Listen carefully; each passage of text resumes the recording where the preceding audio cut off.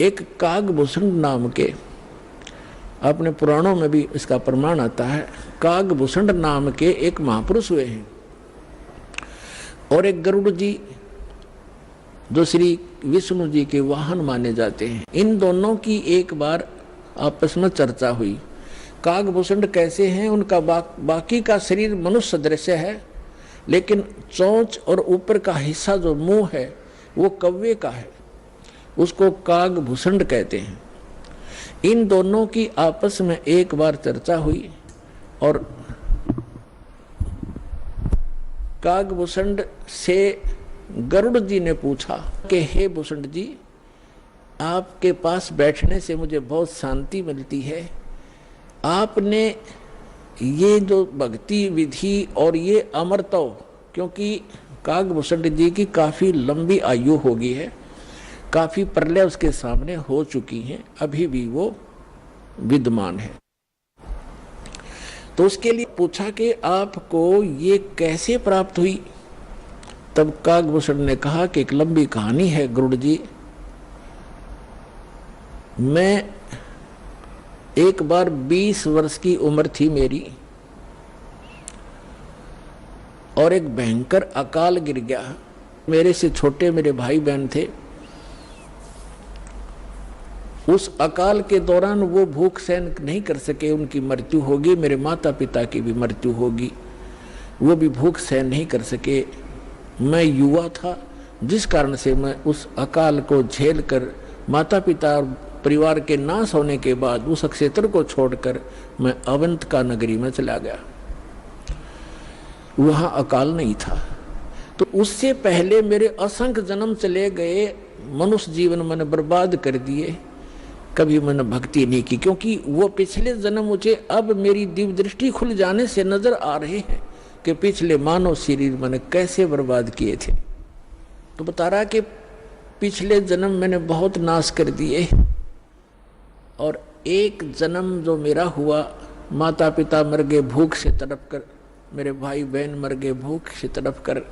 ऐसी खिली फुलवाड़ी थी हमारे घर की, सारे भाई बहन खुशी खुशी रहते थे और एक वर्ष में ऐसी जुल्म गिर गया, ऐसा कहर टूट गया, हमारा नाश हो गया। मैं सोचने पर विवश हो गया कि ये क्या जीवन है। कल तक हम कैसे खुशी मंगल से रहते थे, प्यार करते थे, कहाँ गए आज मैं टक्कर मार लिया, रो लिया, सारा कुछ कर लिया, वो मिल नहीं रही। ये खाक जीवन है, कहाँ रह रहा हूं मैं। ऐसे करते करते एक मंदिर के अंदर एक पंडित जी भगवान शिव का पुजारी था, मैं वहां चला गया, उसको अपना दुख रोया। दयालु था ब्राह्मण, मुझे सीने से लगा और कहा बेटा यहाँ तो ऐसे ही कहर गिरते हैं, आप भक्ति कर लो, स्वर्ग में चले जाओगे, वहां दुख नहीं है। ब्राह्मण को ज्ञान स्वर्ग तक का ही था और कहा बेटा तुम दीक्षा ले। अब कागभूषण बता रहा है कि मेरे इतने पाप थे, पापी के पिछले जन्म जन्म के कभी भक्ति शुरू नहीं करी थी। मेरे अंदर भक्ति प्रवेश करने में 6 महीने लग गए, लगातार संत के साथ रहने में। अब 6 महीने तक मैं मंदिर में रहा, रोज उनकी कथा सुनता, वचन सुनता, पर नाम लेने की इच्छा कभी मैंने व्यक्त नहीं की। गुरुजी कहते महात्मा जी के बेटा दीक्षा ले ले, मैं कान्ना पे कह टाल जाता, ना हाँ कहता ना कहता। और दीक्षा उसी को प्रफुल्लित होती है जो सब इच्छा से अपनी लगन से प्राप्त करता है। जबरदस्ती दिया हुआ ज्ञान नाम काम नहीं करता है। तो उस पंडित जी ने इसलिए उसको जोर नहीं दिया। 6 महीने के बाद कहता लगातार सत्संग सुनने के बाद मुझ पापी के कुछ पाप नरम हुए और तब मैंने दीक्षा प्राप्त की। दीक्षा प्राप्त करके कुछ दिनों के बाद फिर मेरे अंदर एक बकवाद भागी, जो गुरुजी कथा सुनाया करते हो मुझे भी याद होगी। मैं युवा था, गुरुजी वृद्ध हो गए थे, मेरी आवाज में कसक थी, जितने भी श्रोता थे अब मेरी तरफ आकर्षित हो गए कि और कहने लगे हो आप तो गुरुजी से भी बढ़िया ज्ञान सुनाते हो। अपने आत्माओं यहाँ मार खाता प्राणी, इस ज्ञान को सुनकर कोई वक्ता बन बैठेगा, 10 उसके प्रशंसक हो जाएंगे, वो भी अपना नाश जीवन करेगा। अब ज्ञान पुराणों का था, बढ़िया घटिया क्या हो गया उसमें, गुरुजी से बढ़िया सुनाने लग गया वो। तो यहाँ मार खाते श्रोता भी और वो भक्त भी मार खाते, मान बढ़ाई छा जाती है, सबसे बड़ी दुश्मन है जीव की। एक दिन मैं बैठा था, कथा कर रहा था, श्रोता बैठे थे, गुरुजी आए मंदिर में अपने घर से। मैंने खड़ा होकर सत्कार नहीं किया, क्योंकि मैं अपनी बेइज्जती समझूं था कि खड़ा होऊंगा तो सबका अट्रैक्शन इधर गुरु जी की तरफ हो जाएगा। अब मैंने बैठे बैठे दर्शन कर लिए, ऐसे बस थोड़ा सा नाम मात्र सा सिर झुकाया, खड़ा नहीं हुआ मैं। अब गुरु जी तो आए थे अपना लगे पूजा पाठ करने मंदिर में, एक कोने में बैठकर आकाशवाणी हुई मंदिर में, कह रहे दुष्ट तूने अपने गुरु का अनादर किया है, तुझे 1 लाख वर्ष के लिए नरक में डालता हूं। भगवान शिव की आकाशवाणी हुई, क्योंकि ब्राह्मण शिव का पुजारी था। अब वो आकाशवाणी सुन ली गुरु जी ने।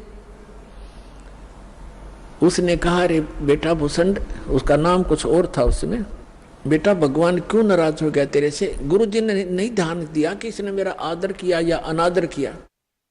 संत के विषय में एक बात कही है गरीबदास साहिब जी ने कि आदर अनादर करो क्यों ना कोई, मम संत शरण जगत जान छोई। अब संत ये नहीं देखते आदर अनादर को, लेकिन शिष्य को हानि घनी हो जाती है जो आदर नहीं करता, नियमित नहीं रहता। तो उस गुरु ने पूछा बेटा क्या गलती करती, भगवान आपसे क्यों रुष्ट हो गए। अक्षमा याचना कर, दयालु है भगवान, माफ कर देंगे तेरे को। और खुद भी अर्ज की, हे भगवान बच्चा है आपका, गलती होगी, बालक है, क्षमा करो। तब उसने आकाशवाणी की फिर दोबारा भगवान शिव ने कि इस दुष्ट, जब ये निकम्मा व्यक्ति अपने गुरु का आदर नहीं करता तो मेरा क्या आदर करेगा। गुरु एक रिहर्सल करनी होती है गुरु जी को भगवान की तरह मानकर, क्योंकि हम जैसा व्यवहार गुरु जी के यहाँ कर रहे हैं तो परमात्मा इस रूप में आपको वहाँ ऊपर जा करके आपकी परीक्षा लेगा। एक स्थान है मानसरोवर पर, तो वहाँ जो जैसा भाव, इसलिए एट प्रेजेंट आपने गुरु जी के साथ ऐसा व्यवहार करना चाहिए, ऐसा बोलना चाहिए जैसे हम भगवान से कर रहे हो। तो इस प्रकार ना करने से तब उसने कहा कि जिसने आपका अनादर किया, आपका नहीं मेरा अनादर किया, इसको 1 लाख वर्ष तक नरक में डालूंगा। फिर काफी समय तक हाथ जोड़े रहा ब्राह्मण, आपका बच्चा है, बख्श दो दाता, बालक है, गलती होगी, अरे तो भी मांग माफी, बच्चे मांगी माफी मांग। लेकिन फिर आकाशवाणी हुई कि मेरा वचन ना खाली जाई, यम के लोग चलो रे भाई। अब कागभूषण कहता है कि मेरी मृत्यु होगी, मैं नरक में डाल दिया गया 1 लाख वर्ष तक। लेकिन थोड़ी बहुत जो कलम चढ़ी थी, थोड़ी बहुत भक्ति प्रारंभ की थी प्राथमिक, उसका लाभ मिला। अगले जन्म में मुझे मनुष्य जीवन मिला, 1 लाख वर्ष नरक भोग गए। मनुष्य जीवन मिला तो मैंने एक लोमस ऋषि के साथ वाद विवाद कर दिया। उसने मुझे श्राप दे दिया, अरे चंडाल, तो चंडाल के घर जन्म हो तेरा, तो वाद विवाद करता है। तो कागभूषण कहता है कि गुरु जी मैंने दुख नहीं माना संत के उस कुवचन का, और उसने श्राप दे दिया। मैंने हाथ जोड़कर ये कहा कि हे महर्षि जी, दास पर गलती बन गई, मैं नीच व्यक्ति हूँ, मैं कर्महीन हूँ, तभी तो ऐसी भाषा में आपके सामने बोल गया, मेरा दुर्भाग्य था। एक दया करियो दयालु कि मैं किसी जन्म में से चंडाल का पैदा हूँ, पर आप भगवान की भक्ति ना भूल पड़े, ये दया करते मुझे। तो ये आशीर्वाद दे दिया लोमस ऋषि ने। तो सारी कथा बताता है कि फिर मैं क्या हुआ, एक काग के घर जन्म हुआ मेरा। जैसे ब्रह्मा जी हैं, इनका हंस वाहन है, और हंस के साथ एक हंसनी कंपलसरी होती है। तो ब्रह्मा की जो पत्नी सावित्री है, वो हंसनी जब ऋतु पर आई, यानी गर्भवती होने की स्थिति में आई ऋतु पर, तो काग चंड के पास ले गई, कौवा के देवलोक में। उससे मिलन होने से कागभूषण की उत्पत्ति हुई। शेष शरीर मनुष्य जैसा है, ऊपर का मुंह और चोंच कौवे जैसी है।